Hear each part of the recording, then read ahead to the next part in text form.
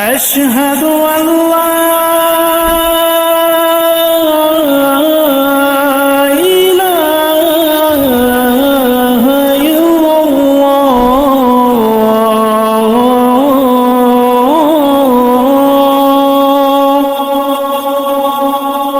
What if everything you've been taught about the Bible left out your story? What if I told you, black people are all over the Bible, and not just in the background, but in the spotlight? Yeah, they just never told you. For centuries, the truth has been buried, twisted, whitewashed, and rewritten. But today we're digging up what was hidden. This isn't about race superiority, it's about truth. It's about reclaiming your place in the greatest story ever told. So let's talk about it. 7 shocking truths about black people in the Bible that no one told you, but should have. 1. Adam and Eve were probably black. You've seen those Sunday school pictures, right? Pale-skinned Adam and Eve chilling in some picture-perfect garden. But hold up. Genesis says Adam was formed from the dust of the earth. And last time I checked, the soil in Africa and the Middle East ain't chalk white. It's rich, dark, brown, red, earthy. That's the dust God used. And science? It backs it up. Modern humans trace back to Africa.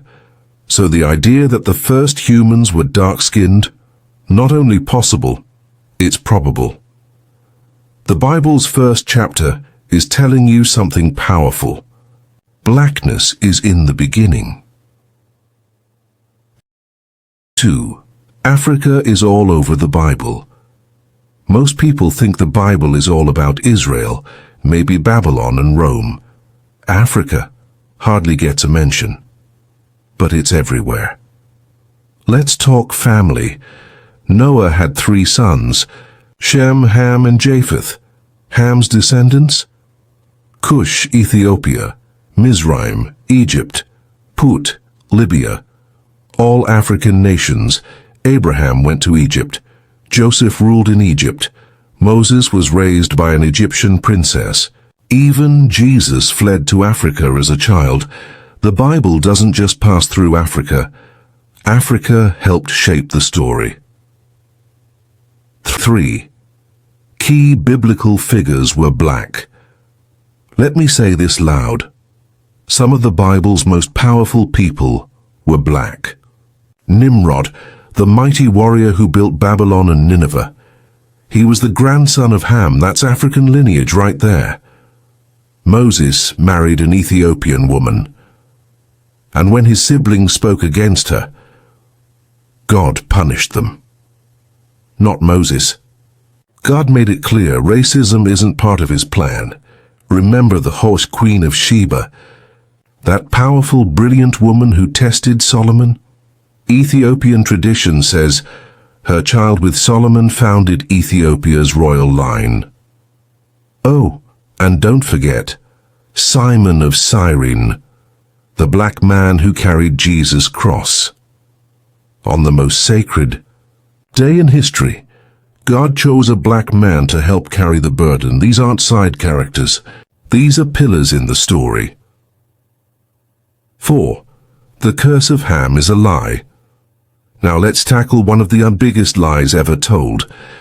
The idea that black people are cursed. Some twisted the story of Noah's son Ham into a justification for slavery. But here's the truth. Ham wasn't cursed. His son Canaan was, and his people lived in the Middle East, not Africa. The curse had nothing to do with skin color. That lie? It was created by people who wanted to justify racism and slavery. God never said black people were cursed. In fact, the Bible condemns slavery. Exodus 21:16 says, "Anyone who kidnaps and sells another person deserves death." Let's be clear, racism is man-made, not God-ordained. 5. Biblical prophecy mirrors black struggles. Ever read Deuteronomy 28:2. It talks about a people taken back to Egypt in ships, sold as slaves, and no one willing to buy them. Sound familiar? Many believe this passage eerily reflects what black people have endured, from the transatlantic slave trade to centuries of oppression. Now, is this passage specifically about modern slavery? Maybe not. But the patterns of suffering, captivity, and resilience ring loudly for anyone who knows black history. But here's the hope. The Bible doesn't end in suffering. It always leads to this phase: deliverance. God is a God of justice. He hears, He sees, and He restores. 6. Christianity isn't a white man's religion. Let's kill this myth once and for all. Christianity did not start in Europe. Africa had the gospel before Rome did. The Ethiopian eunuch was one of the first Christian converts, baptized before Paul even hit Europe. The early church in Alexandria, Egypt, was a theological powerhouse. Augustine of Hippo, a black North African, shaped Christian thought for centuries. So when people say Christianity came with colonization, they're skipping the first 1,000 years. The real story? Black people have been at the center of the church from day one. 7. You have a divine heritage and purpose. Here's the truth I want you to take home. You're not a side. Note in God's story you're central to it. Too often black history is told through pain, slavery, oppression, suffering, but your story goes way deeper. Your roots are in Eden, in Egypt, in Ethiopia, in the upper room of Acts, in the crowd before God's throne in Revelation. You are part of a chosen generation, a royal priesthood. 1 Peter 2:9.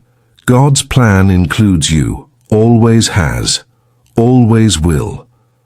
So next time someone questions your place in faith, next time you see a whitewashed Bible story, remember this: you were there from the start. You're not forgotten, you're not cursed, you're called. The truth has been hidden long enough. Now it's time to walk in it. Like, comment, and share this if you're ready to reclaim your say.